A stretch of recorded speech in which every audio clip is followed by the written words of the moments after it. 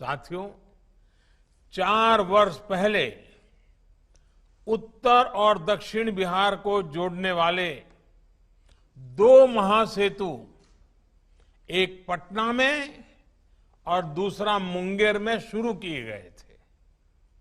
इन दोनों रेल पुलों के चालू हो जाने से उत्तर बिहार और दक्षिण बिहार के बीच लोगों का आना जाना आसान हुआ है। खासकर उत्तर बिहार के क्षेत्र जो दशकों से विकास से वंचित थे, उन्हें विकास के लिए नई गति मिली है। आज मिथिला और कोसी क्षेत्र को जोड़ने वाला महासेतु और सुपौल आसनपुर कुपहा रेल रूट भी बिहार वासियों की सेवा में समर्पित है। साथियों, लगभग 8.5 दशक पहले भूकंप की एक भीषण आपदा ने मिथिला और कोसी क्षेत्र को अलग थलग कर दिया था। आज ये संयोग ही है कि कोरोना जैसी वैश्विक महामारी के बीच इन दोनों अंचलों को आपस में जोड़ा जा रहा है। मुझे बताया गया है कि इसके आखिरी चरण के कार्यों में दूसरे राज्यों से आए श्रमिक साथियों ने भी बहुत सहयोग किया है। वैसे ये महासेतु और ये प्रोजेक्ट श्रद्धेय अटल जी और नीतीश बाबू का ड्रीम प्रोजेक्ट भी रहा है। जब 2003 में नीतीश जी रेल मंत्री थे और श्रद्धेय अटल जी प्रधानमंत्री, तब नई कोसी रेल लाइन परियोजना की परिकल्पना की गई थी।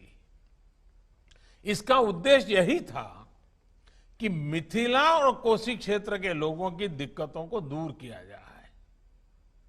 इसी सोच के साथ 2003 में अटल जी द्वारा इस परियोजना का शिलान्यास किया गया था।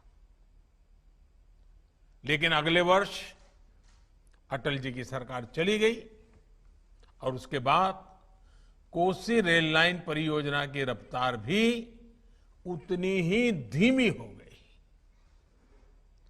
अगर मिथिलांचल की फिक्र होती, बिहार के लोगों की दिक्कतों की फिक्र होती, तो कोसी रेल लाइन परियोजना पर तेजी से काम हुआ होता। इस दौरान रेल मंत्रालय किसके पास था, किसकी सरकार थी, इसके विस्तार में मैं नहीं जाना चाहता। लेकिन सच्चाई यही है कि जिस रफ्तार से पहले काम हो रहा था, अगर उसी रफ्तार से 2004 के बाद भी काम हुआ होता, तो आज का ये दिन पता नहीं कब आता, कितने साल लग जाते, कितने दशक लग जाते, हो सकता है पीढ़ियां बीत जाती। लेकिन दृढ़ निश्चय हो, नीतीश जी जैसा सहयोगी हो, तो क्या कुछ संभव नहीं है। मिट्टी रोकने के लिए आधुनिक टेक्नोलॉजी का इस्तेमाल करते हुए सुपौल आसनपुर कुपहा रूट पर काम पूरा किया गया है। साल 2017 में जो भीषण बाढ़ आई थी, उस दौरान हुए नुकसान की भरपाई भी इस दौरान की गई है।